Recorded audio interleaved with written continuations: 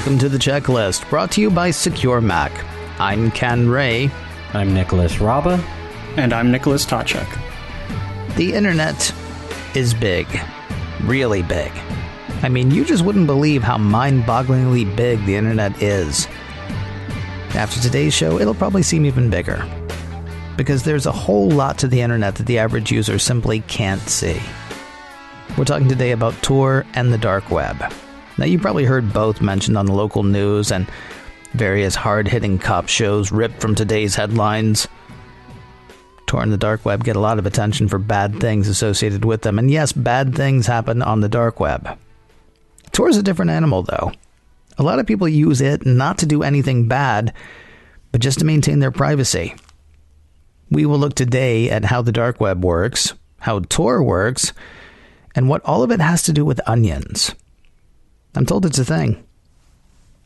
The 5 items on today's checklist: the dark web defined, what is Tor, setting up Tor, using Tor to access dark websites, and finally how to use Tor effectively for privacy. So, yeah, I mean, the dark web is this thing that you hear about in movies. It's this thing you hear about on TV shows. Let's start with just a basic definition. What is the dark web? Well, Ken, to develop our understanding of the dark web, we should first also take a moment to consider the broader nature of the internet itself. Think of it as the Earth. There's the outer crust, then the succeeding layers inward hidden underneath the previous ones. We could talk about the internet in a similar way. The most visible, accessible, and mainstream internet that we might call the surface web, comprising of everything that you might find on a search engine or just surfing around the web. It's typically full of links to all the other sites. The surface is what most of us are familiar with in our daily lives. But beneath the surface, there's many websites that search engines don't index. This is what's often referred to as the deep web. These sites aren't necessarily hidden.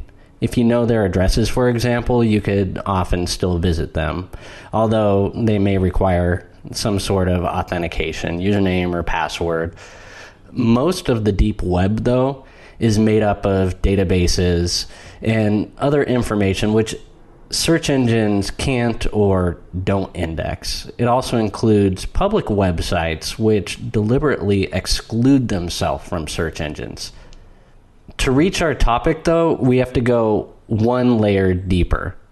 The dark web. It's not just part of the deep web. It's its own separate enclave altogether. You can't just plug a URL into your browser to access a dark website. It's not just not indexed by the search engines. These sites have been intentionally hidden within their own private network. Think of Russian nesting dolls. The dark web exists under several layers of privacy and security.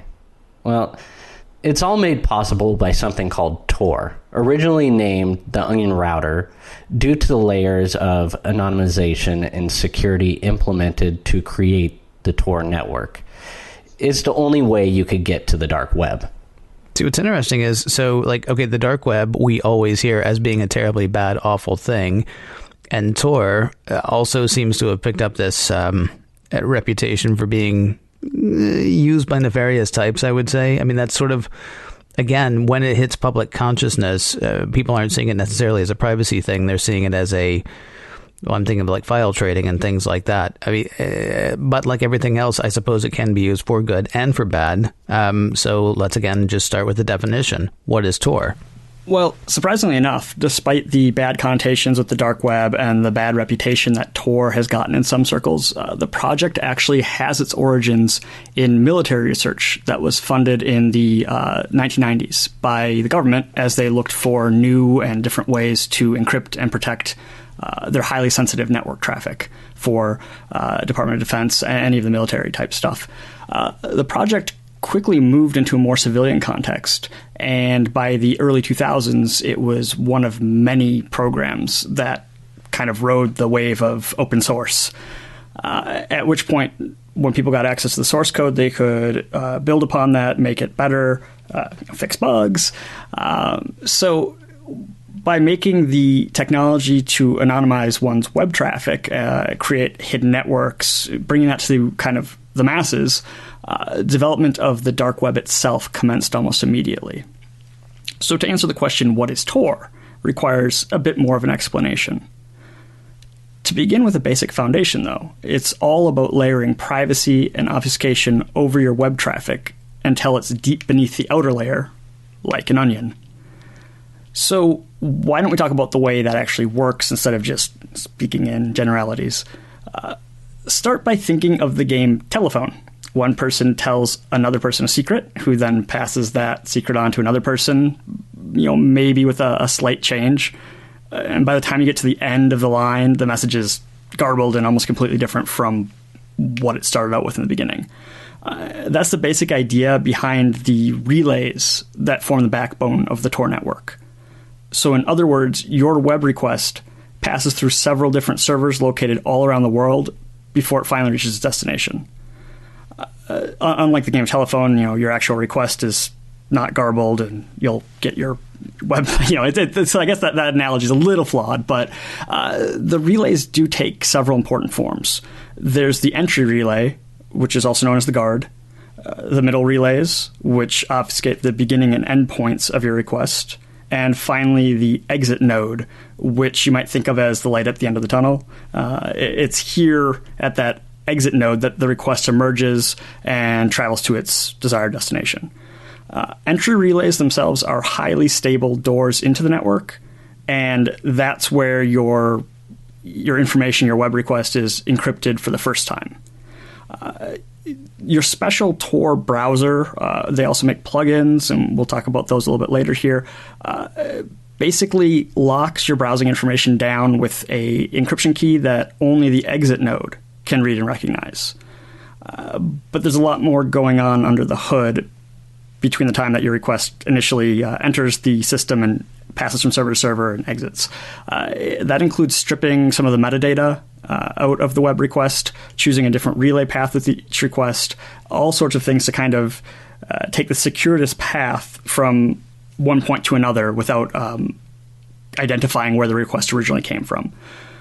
After the exit node encryption, the Tor client adds the next onion layer by using encryption only the middle relays can understand. So the entry and exit, those can't understand that, only the middle relays can. On top of all of that, there's another layer of encryption, and this time is keyed to the guard node, the entry node. So no node, except for the exit node, ever sees any of the original data, and even then it's really hard to know, for the exit node, to know exactly what the point of origin was, where it came from. One thing that's really important to remember is no matter how much encryption you use, if you're requesting an insecure connection, like a plain HTTP website, like we've discussed before on the show, the data could still be vulnerable to detection. So that kind of sums up why it's called onion routing, just layers and layers of encryption, like layers in an onion. There are additional security measures in place, like bridges, which are secret entry nodes, basically to keep the whole network accessible. For the average user, though, all that happens behind the scenes in your client. It's not something you actually think about or worry about when you're using Tor. It's also important to note that the sites hosted on the dark web do not have public URLs. Most often they're onion links, which kind of look like a string of gibberish rather than apple.com. So that kind of is something to keep in mind, that you're not going to be going to, typing in google.com. It's not the same. It's different, almost a different web itself, as we were saying, dark web versus the surface web. Are we, forgive me, I'm wondering if we need to put in sort of a 0.2a or 0.2.5 here or something like that. I'm hearing, okay, so there's the definition of the dark web, there's a definition of Tor, certainly nothing wrong with, you say it's like the telephone game, but it's actually more like a telephone, right? I talk into the phone, it becomes this garbled mess, and then on the other end of the line, I say as if it's still 1997, on the other end of the line, somebody hears my voice again. So, it's not really the telephone game in that it doesn't change on the other end. But in that sense, it would be the other end would see caller ID blocked instead of seeing your actual number. Right. So they wouldn't know that it's Ken calling whatever person or whatever website. It would just be, caller unknown. Right. The question I have, though, is, so I'm hearing what the dark web is and I'm hearing what Tor is. I'm not hearing why I, as somebody who's not up to anything, nefarious, just an average user. Well, I mean, I'm not just an average user because I'm about more privacy. I mean, is it just about privacy? What are the reasons that I, as somebody listening, might be interested in knowing about the dark web, aside from just, well, now I know a little bit more? There's a few reasons. I mean, first of all, it crops up in the news from time to time, so taking the chance to kind of go over the specifics of it a bit more in depth can maybe help you understand what they're talking about, what's going on.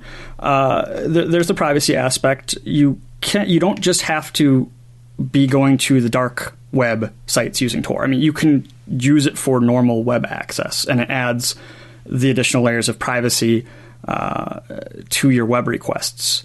So that would be especially important if, we've talked before about all the tracking that goes on and everything whenever you use the internet. So using something like Tor can be beneficial for people who you either want a little bit of extra privacy or people who actually need it, where they might be in a country or a regime that's privacy is what's keeping them alive.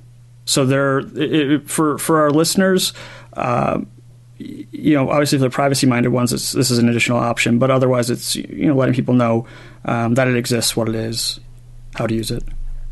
Then let's move on. Item number 3 on the checklist: setting up Tor. Now it's time to get it set up on your computer, Ken. It's time for some people to maybe get it set up on their computers, Nick. So the good news is that these days it's relatively simple to configure Tor for your personal use, though it does have some limitations we'll discuss in a moment. In the years immediately following Tor's open sourcing in 2003, many of the solutions available were not as easy or pretty as they are today. While there's still some more complex ways of using Tor and plenty of ways to customize your experience, we'll just quickly cover the basics of connecting. And to get connected, you'll need a piece of software, aptly named the Tor browser. And you could get that from torproject.org. The Tor browser, it's a repackaged version of Firefox. That means for many people, it'll be relatively simple to use. In addition to Firefox, it also contains the inner workings of Tor, plus plugins for privacy, and some which make it easy to both connect and disconnect from Tor. For example, one such plugin is HTTPS Everywhere, which automatically connects to the secure version of websites when it's available rather than the default insecure HTTP connection. That's when you want to make a note of whether or not you're using Tor browser, because that just increases your privacy while you're surfing the internet anyway. So you want to download the browser configured for your system by going to the website, and you want to install it on your hard drive. From there, it's easy to connect. There's a connection wizard to start the browser directly. Once inside, you can mash the onion icon for Tor options and then connect. All right, so while you were talking about setting up Tor, I was actually trying to set up Tor because I had some questions. I wanted to be able to ask the proper questions for anybody who was interested. Let's start off with the fact that for Mac users, this is not available in the Mac App Store. The link we're giving is from the official Tor project. It's the one you're going to be wanting to get. The app itself is signed with a valid Apple Developer ID certificate. There have been, since it's an open source project, there have been some knockoff versions that have appeared from time to time in the Mac App Store and the iOS App Store. The thing is, don't trust those. You want to get it from the Tor project itself, because who knows what those other people did to the code. Did they disable all the security? Did they add a backdoor in where they're seeing all your traffic? It's just not a place you want to be trusting, because it's some random developer that just managed to get through Apple's review process versus the official project site, which is the de facto standard here. So yeah, do not download some random one that you're searching for in the App Store. You will get it directly from the Tor project website.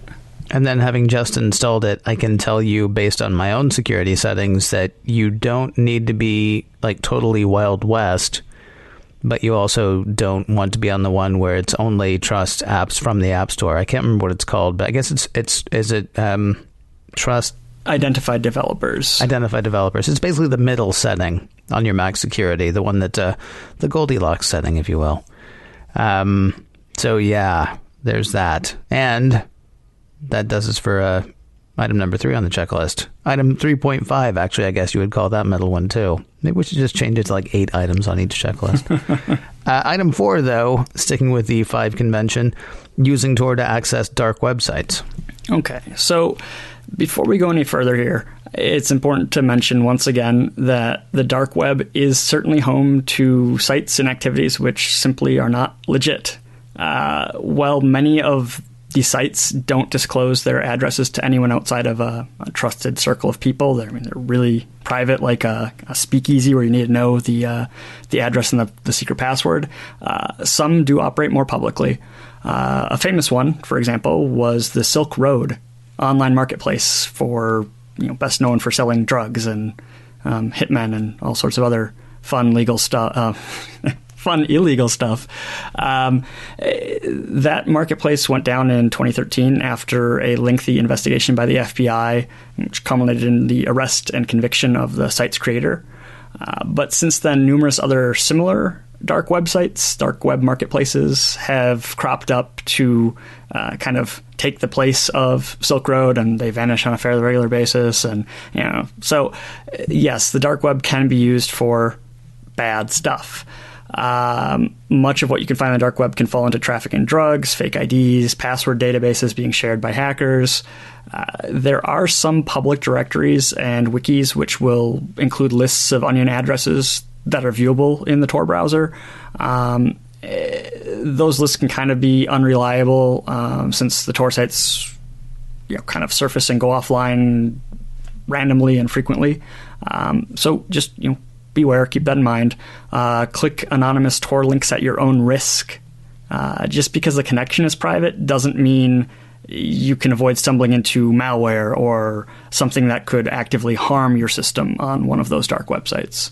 To be clear, when you say click anonymous Tor links at your own risk, you're not saying click anonymous Tor links. You're saying, yeah, I should seriously, you're sailing off the map at that point. Yeah, exactly. Here be dragons. I should rephrase that. Don't click anonymous Tor links. That's probably a better thing. Yeah. If you do, you're doing so at your own risk. Right. I mean, it's kind of back in the 90s when people used Prodigy or CompuServer, the early days of AOL, to connect to the internet. It was a little bit like the Wild West back then. There wasn't the regulation that there is these days. But the dark web is still very much the Wild West. Yes, there are law enforcement agents who are checking, keeping an eye on those sites, taking down these drug sites, all that kind of stuff. But there's an equal number of dark websites that are basically out there to try and hack your computer or steal your information. So again, yes, you can use Tor to access dark websites, but be very careful. Don't just do it on a lark. But the other side of that coin is that you don't need to use Tor, or I should say Tor isn't only used to access dark websites. You can use it to access normal websites with the privacy enhancements, protecting your online activity from some of those online trackers. There are many benefits and legitimate uses of the Tor browser that users can take advantage of. Let me ask a question. So a few weeks ago, we talked about VPNs.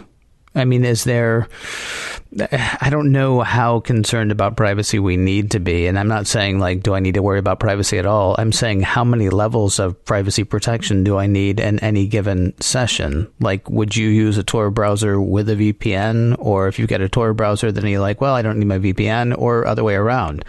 I mean, are these different solutions for the same issue? Or are these like an onion? Is this an added layer of protection that you would want to put on top of your VPN, on top of your secure password, on top of everything else that we're talking about? If you combine them, you'd probably be, taking equivalent to taking a time machine back to the late 80s, early 90s web and be surfing very, very, very slowly. Yes, in a sense, Tor is kind of like a VPN on steroids in that it's encrypting your traffic and kind of routing it all over the place, all the different layers. For users who are just looking to connect to their bank securely while traveling, something like that, just get a VPN service. That's the better way to go about it. That's the best way to go about it for legitimate uses like that. If you're kind of looking more to completely cover your tracks as much as possible while you're surfing the web. If you're, trying to submit data anonymously, you have a tip or you're a whistleblower or something like that, Tor might be would be the better option in that case, because whatever VPN service you have will still have all their server records. Should somebody be mad at what you're doing and get a court order to get that information. Tor offers a level of anonymity that your VPN wouldn't in that regard. So, having touched on the idea of using Tor for privacy, talk to me about how to actually use Tor effectively for privacy. Well, for most users, it's best to think of Tor as just one more asset available in your privacy toolkit. Anonymizing your internet browsing might be necessary when traveling to certain countries or while submitting data, like Nick mentioned, whistleblowing. We think it's important to keep in mind Tor's limitations, too. Nick mentioned time machines and it being slow when you combine it with VPNs. Well, Tor itself can be very slow to load pages that normally would load very quick. Tor servers, they're run by volunteers, and although the network continues to grow, the strain can still slow the pace of things. There are many things which aren't advisable to do with Tor because they compromise your privacy on the network, like visiting unsecure websites. You likely won't be able to view streaming videos either, though we doubt that should be much of a concern. However, for sporadic use and for as-needed security, like when browsing on an unknown public network, it does the job well enough. Item 5.5 on the checklist. I want to go back to the dark web stuff really quickly. Because we sort of started talking about how it's not necessarily bad, but then we hit this middle part where it's like, wow, it sounds really scary and bad, and honestly, like stuff that might get me arrested. Are there? And I'm not asking you to name them, but I mean, are there?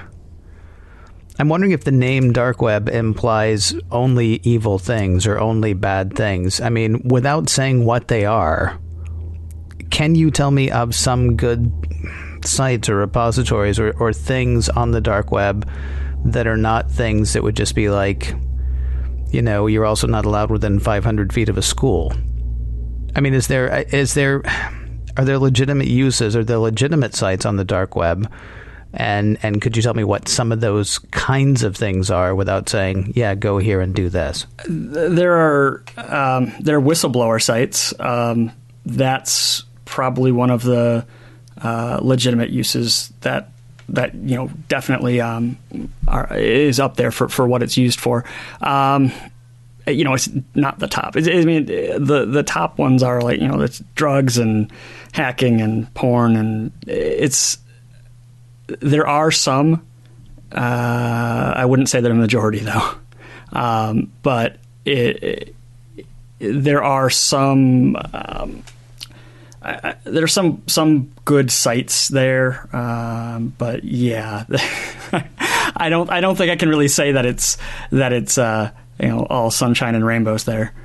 Right. So for clarity's sake, then, the dark web, a good thing to know about, not necessarily something we would suggest people play around with by any stretch of the imagination.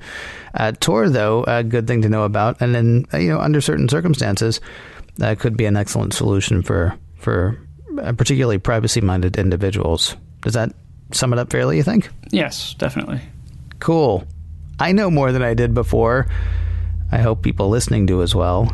If you'd like to revisit some of what we had today, or want to dig a bit deeper, we do have show notes. Yes, we do.